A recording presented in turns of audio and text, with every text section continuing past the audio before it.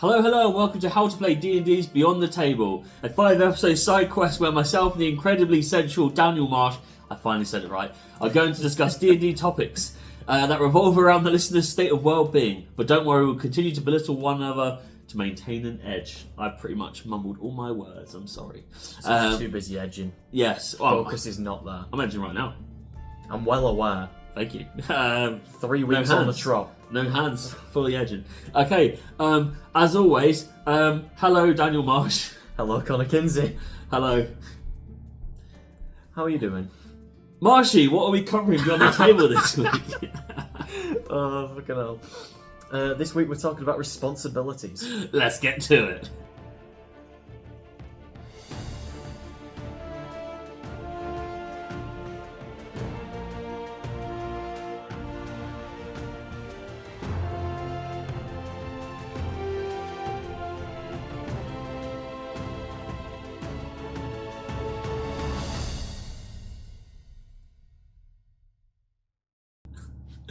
Oh, that put me off the time a bit.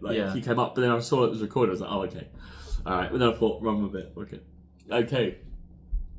So this week's topic beyond the table is responsibility. Definitely a topic that we've covered in various forms previously on the podcast. This is really about people being aware and acting with good measure to your needs and others. So if the McCanns are listening, just be aware. Please, maybe don't leave the kid at home on holiday. They've just put more people on that. Yeah. Well, again. It's ironic, 1,000 men for one girl. Weird money spent. Their son is like an Olympic swimmer.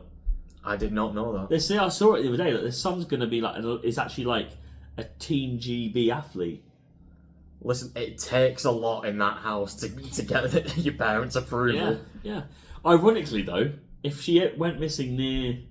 That's not what the episode's about. If she went missing near the sea, her fucking brother's finding her. If he's a swimmer, if anyone's going to do it, it's him. He's diving off the Portuguese coast. Yeah.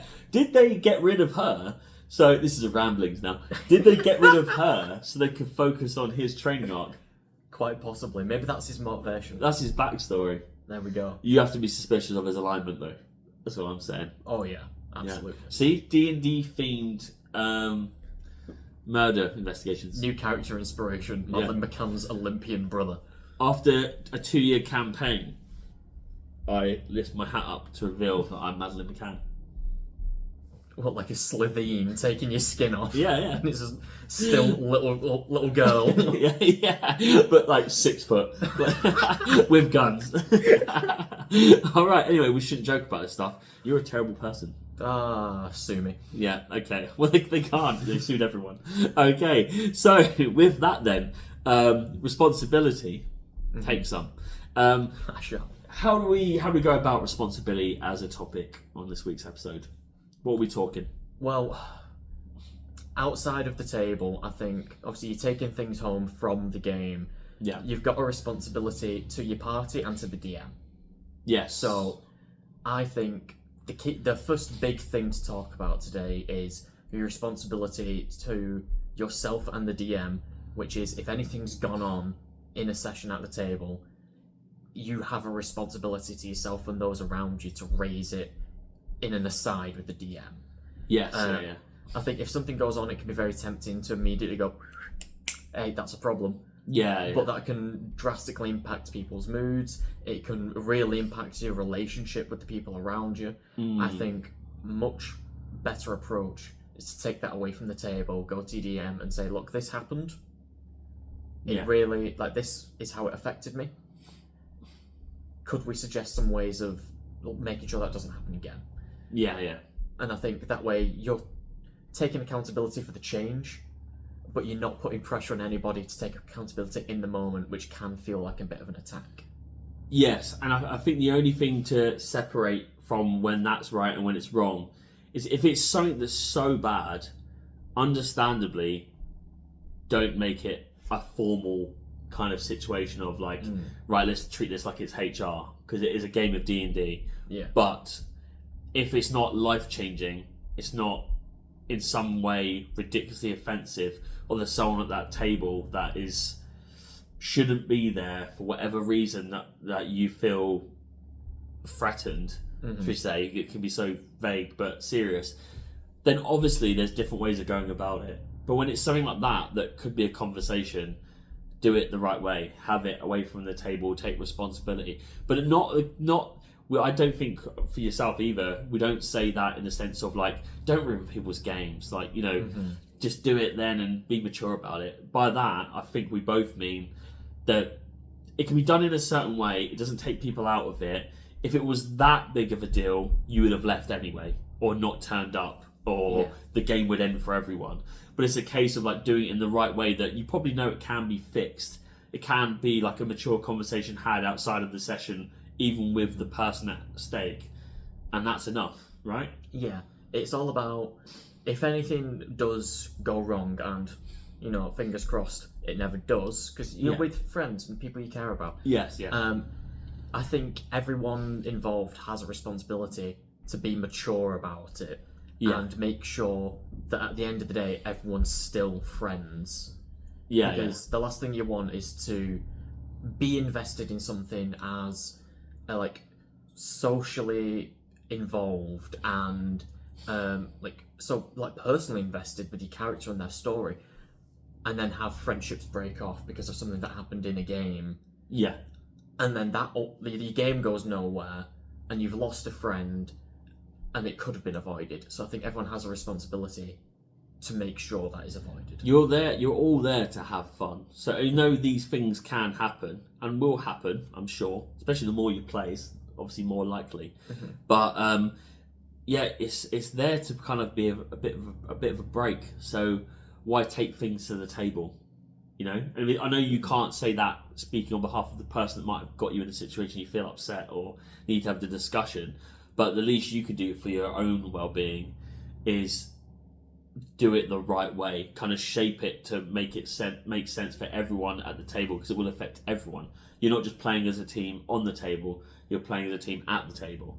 Yeah. So still using the same analogy, beyond the table is a case of doing it then, like having those conversations outside of the session, maybe not even in the same room after or before, and working out how you can kind of like let sleeping dogs lie, I suppose. You know, like how can we be mature about this? You don't want to lose a good thing when arguably you're all there to have fun, not to have an argument. So unless you're there to have an argument, and then feel free to come to my house. I love arguments. I fucking love it. We don't even need a session. Just enjoy turning up. This is the only reason I'm here. I'll put the address in the bio. You turn up. I'll tweet that. Self-dobs. Yeah, self-dobs. Respecting scheduling times. We put that as a note. We don't usually put notes, as you can tell from our other episodes. Responsibility. We talk about this on every episode because I'm a grumpy old man. Fucking turn up. Easy as that. Yeah. There's no way in hell I've come across a lot of terrible DMs. Even the terrible DMs, for their own sanity, don't, in a 4-week period, don't do a session on a Monday, but then on a Wednesday the next week, and then on a Sunday the next week, and then on a Tuesday on the 4th week. No one would do that. Of course, it's scheduled. No one is insane enough to not kind of make their life doable. And it's insane that players struggle so much to not keep track of when things are happening. I get it could be once a month and it's easy to forget, but it's weird that you only ask on the day, and that means you do consciously know, and it's impossible that you don't. And it sounds very personalised, but I'm here to attack. Feels like you've got someone in mind. No, I actually haven't. It's just so common that I feel like everyone listening is probably attacked. It does tie in as well to the previous 2 episodes with like patience for your other players with things going on in their lives, and your own work-life balance. So everyone is responsible for their own lives, and respecting one another for having your own lives is key to keeping not only any party going, but also just friendship groups in general. So apply that same courtesy throughout. Yeah, well, I know in our next episode we'll talk about community, which will really cover a lot of this, but all of these episodes kind of merge into each other, hence why we're doing it as like a mini-series. But just on like a kind of like chipping away at the next episode is like we've put here fostering a good relationship with your group in the game. I've put it for responsibility. I know it comes more into community, now we're talking more. But like you should be getting involved with each other outside of this. It's not just a 4-hour thing you do once a week, once a month, once every 2 weeks, or once a year, I don't know.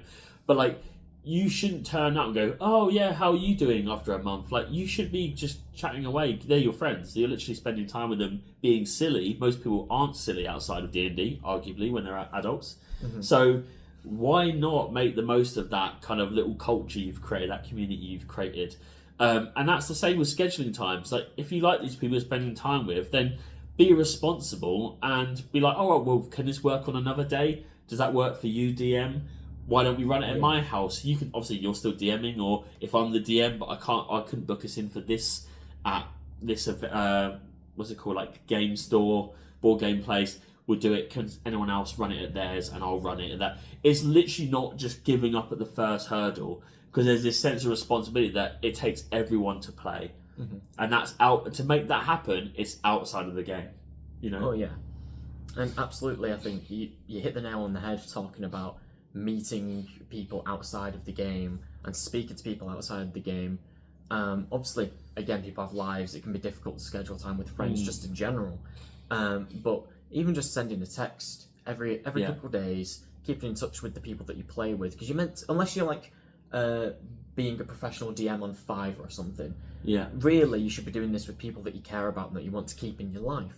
So taking the initiative to keep in touch. If no one else is doing it, be the person who does that.